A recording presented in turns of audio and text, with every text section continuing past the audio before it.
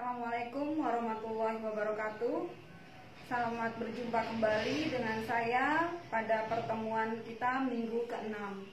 Dalam pertemuan kali ini kita akan membahas mengenai materi yang berjudul persepsi dan pengambilan keputusan individu.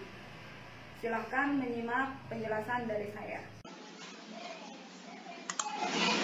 Materi kita minggu ini mengenai persepsi dan pengambilan keputusan individu.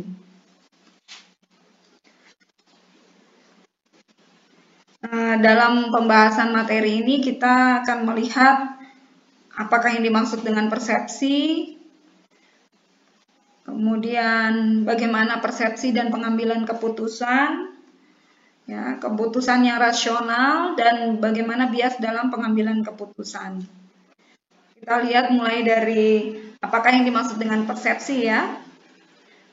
Ilustrasinya sebagai berikut, di mana di sebelah kiri ada gambar, ya, before.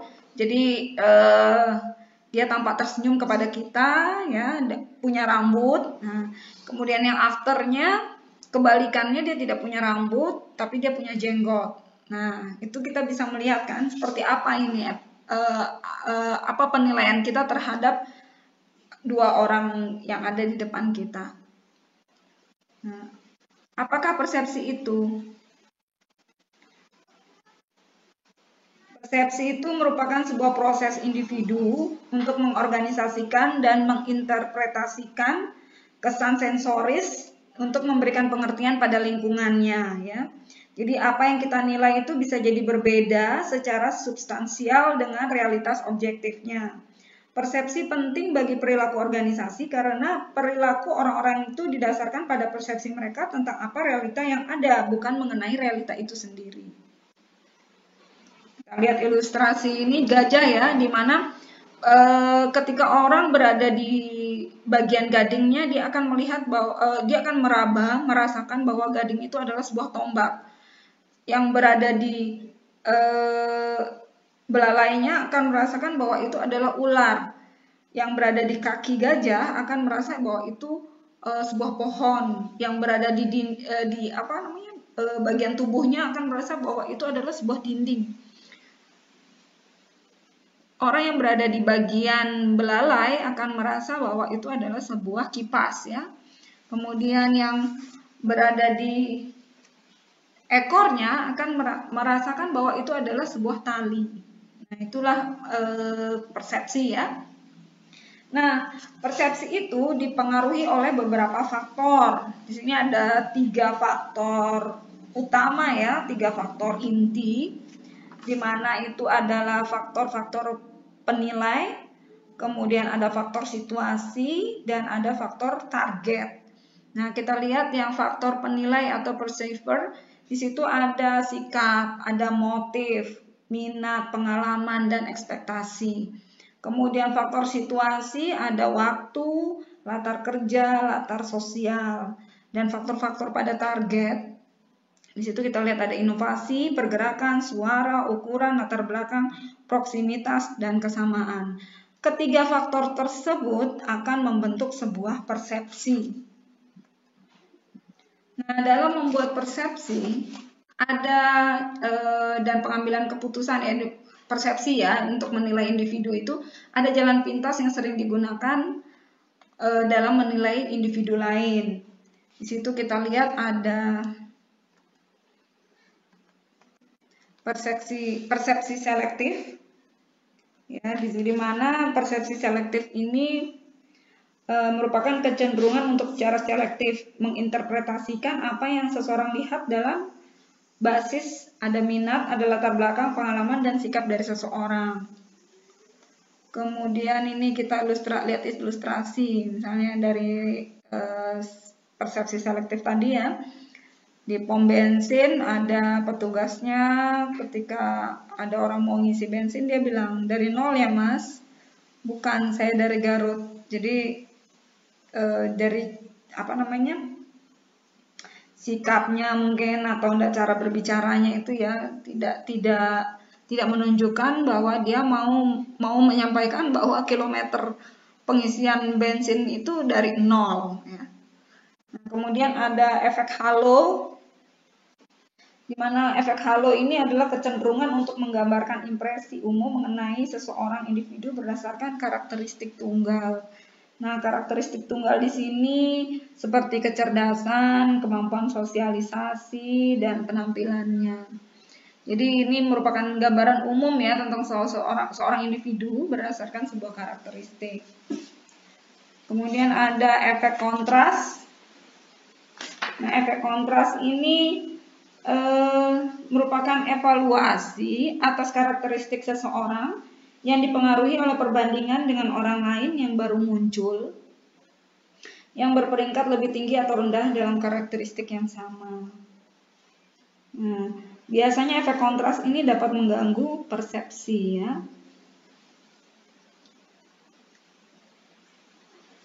Kemudian ada stereotype, di mana stereotype ini menilai seseorang berdasarkan persepsi di mana kelompoknya ia tergabung atau berasal ya. Jadi misalnya ada komunitas-komunitas di mana orang itu berada, sehingga kita akan menilai bahwa dia sesuai dengan komunitas tempat dia berada itu. Ya.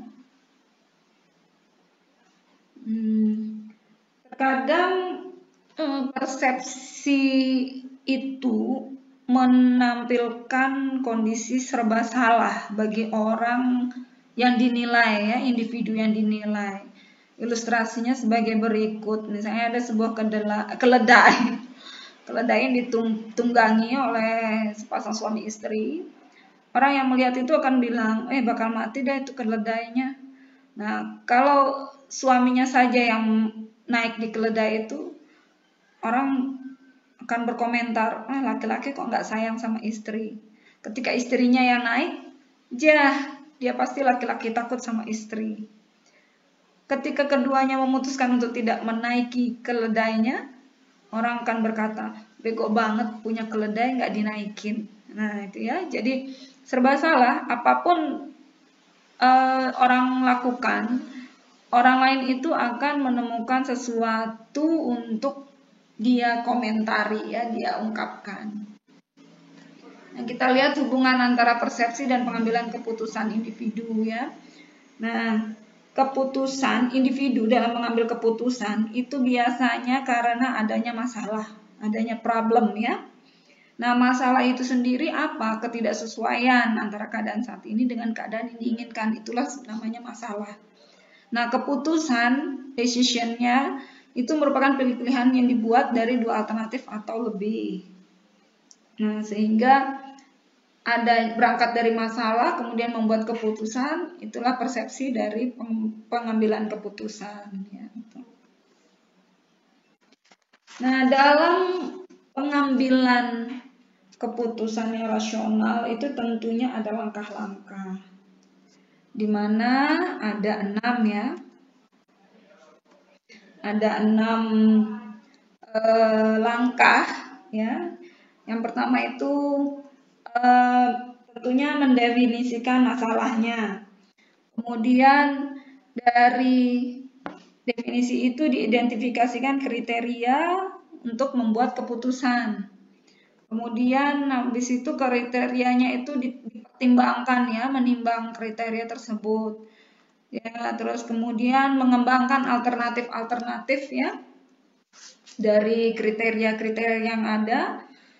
Terus mengevaluasi alternatif yang ada ya, misalnya dilihat dari kelemahannya, kekurangannya jika alternatif itu dipilih gitu ya. Kemudian yang terakhir adalah memilih alternatif yang terbaik. Nah, bagaimana sebenarnya keputusan dibuat dalam organisasi? Keputusan yang dibuat dalam organisasi itu berdasarkan rasionalitas, tapi yang dibatasi ya. Itu berdasarkan dari masalah, adanya masalah ya, dengan menggali fitur dasar dari sebuah masalah. Kemudian berdasarkan juga intuisi, pembuatan keputusan yang intuitif itu proses tidak sadar sebagai hasil dari pengalaman yang disaring. Jadi intuisi berdasarkan pertimbangan-pertimbangan ya, mungkin ada pertimbangan pengalaman yang sebelum-sebelumnya.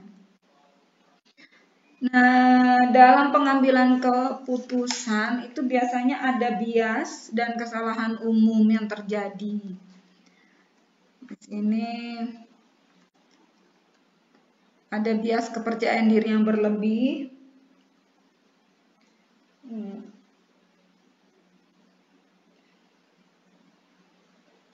Di mana kecenderungan terlalu optimistis atas kemampuan diri. Kemudian ada bias jangkar. Ya, bias jangkar ini kecenderungan banyak dipengaruhi oleh informasi awal sehingga informasi selanjutnya itu terabaikan. Dan ada bias konfirmasi, kecenderungan menerima informasi yang menguatkan pandangan yang terbentuk sebelumnya. Kemudian ada bias ketersediaan, di mana kecenderungan berdasarkan penilaian pada informasi yang sudah ada. Nah, ada bias representatif, peningkatan komitmen, kesalahan yang tidak disengaja, kutukan pemenang, dan bias peninjauan kembali. Nah, bias representatif ini menilai kemungkinan suatu kejadian dengan menganggap situasi saat ini sama seperti situasi di masa lalu. Nah, peningkatan komitmen, di mana kecenderungan mempertahankan sebuah keputusan meskipun tidak terbukti bahwa keputusan tersebut salah. Kesalahan yang tidak disengaja, di mana kecenderungan untuk percaya bahwa kita bisa memprediksi hasil dari peristiwa yang tidak disengaja, tahayul ya contohnya. Kutukan pemenang itu keputusan yang lahir dari tawar-menawar yang kurang rasional. Kemudian bias peninjauan kembali, kecenderungan pura-pura yakin telah memprediksi sebuah hasil setelah hasil itu terjadi. Nah, dalam pengambilan keputusan tentunya harus ada batasan dari organisasi. Ya. Kita lihat di sini ada evaluasi kinerja, di mana kriteria evaluasi akan mempengaruhi dalam pengambilan keputusan. Kemudian ada sistem penghargaan. Nah, sistem penghargaan ini akan mempengaruhi dari cara pengambilan keputusan. Ada peraturan formal, di mana peraturan yang detail dan formal lebih banyak membatasi pengambilan keputusan. Kemudian ada batasan waktu ya, keputusan itu harus cepat, tepat untuk menghadapi persaingan. Kemudian ada peristiwa historis, peristiwa masa lampau ya, yang kadang itu menjadi momok ya, atau menghantui keputusan masa kini, khawatir gagal.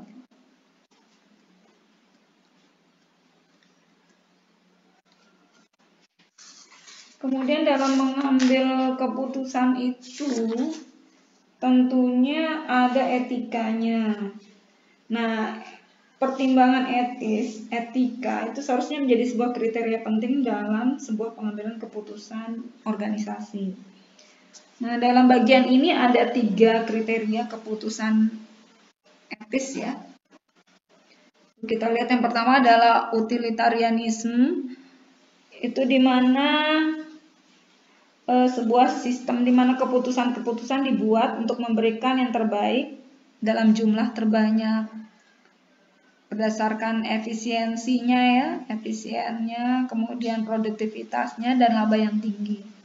Kemudian kriteria etis yang lainnya adalah ada hak atau rights ya, itu untuk membuat keputusan konsisten dengan kebebasan dan hak-hak fundamental seperti yang tercantum dalam Piagam Hak Asasi Manusia.